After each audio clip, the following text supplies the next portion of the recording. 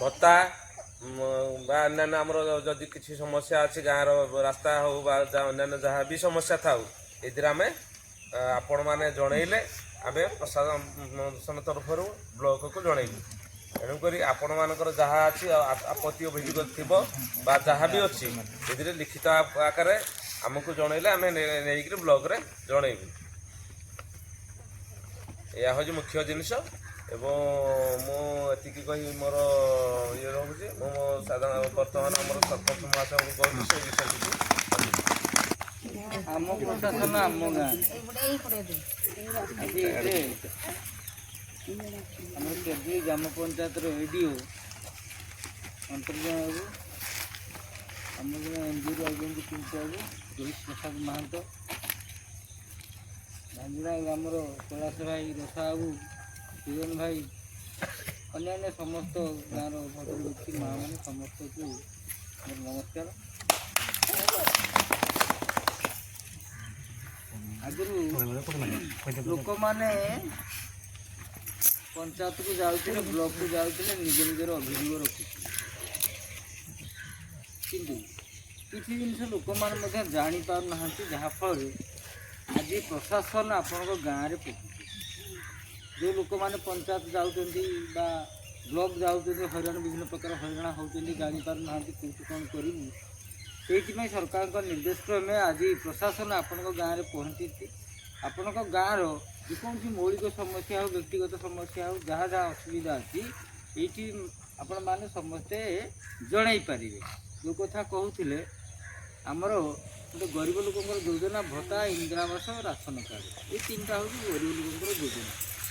ये तीनटारू जी कौन लोक वंचित न रुहति से आज आम पहुँचु आपण मान पाखे केते गुड़े कथा सरकार योजना कही प्रथम कथा भत्ता आगु सेमती कागज दे देते भत्ता पाई जाते सब ऑनलाइन जुग हो बर्तमान ऑनलाइन न कले कौन प्रकार कार्यक्रम हो पार ना तेणु सरकार ये गोटे भल कार्यक्रम कर आगु सरपंच को आप दौले कागज से टेबुल तले पकई दौले मन नाला कि डिक्री रही जाऊला आपण मैंने मस मस धरना भत्ता पाऊन कि जेको कार्यक्रम हो एवं क्या खुशामत करने पड़ो ना आपण मैंने निजे निजर कागज पत्र धरी जदि ऑनलाइन कर दियंती ताले कौन सरपंच आवश्यक ना डीओ आवश्यक ना पीओ आवश्यक ना ऑनलाइन रे आपण आज ऑनलाइन करू सरकार से जानते बसिकना जे आज गोटे भत्ता ऑनलाइन होती से कौ कैटागोरी लोक भत्ता पाइब बोली सागे सागे आप्रुव करा भत्ता पाइबा झाँझरी बेला हुए तो आम खूब कम लोक थे न थी पारती जस्ट जहाँ को 60 वर्ष होती एवं जहाँ ये आमर उल्लेख होती भी जहाँ करना बोधे आप्लाय जब नई करदेवा तेणु विशेष लोक नहांती झाँझरीवाड़ा आउ जहाँ समस्या रही यदि कौन लोक राशन कार्ड नुआ बहु आसन कार्ड जोग करना बर्तमान जोग कर दिखाँ ताहा ऑनलाइन रे आउ जी अलग करने राशन कार्ड चाहती बर्तमान से साइड खोला अच्छे ताकू कौन करेंगे एक दरखास्त लिखे वीडियो को जे मो ना अमुक मो स्त्री मो स्वामी ना अमुक मु दीर्घ 4 वर्ष 5 वर्ष बाहागर मो बापा माँ पाखे थी मो बापा माँ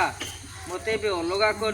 मु अलग चलुची मो घर नंबर हूँ 49 50 60 जहाँ भी हो मो घर नंबर हूँ घर नंबर गोटे अंगनवाड़ी आपको देवे आप अंगनवाड़ी आपण ना गोटे घर संख्या देवे से संख्या को लिखे राशन कार्ड नंबर को लिखे तेणु वीडियो को दरखास्त देवे जे मो बापा माँ मत जेहेतु अलग कर राशन चाउल मुझे पाइपारूनी मो बापा माँ मत दौना तेणु मत स्वतंत्र से राशन कार्ड काटिकिना नुआ राशन कार्ड करा ये गोटे दरखास्त देले से राशन कार्ड आप ना काटिदेवे तापर कटिला पुणी ऑनलाइन करेंगे नुआ राशन कार्ड पाए आपंकर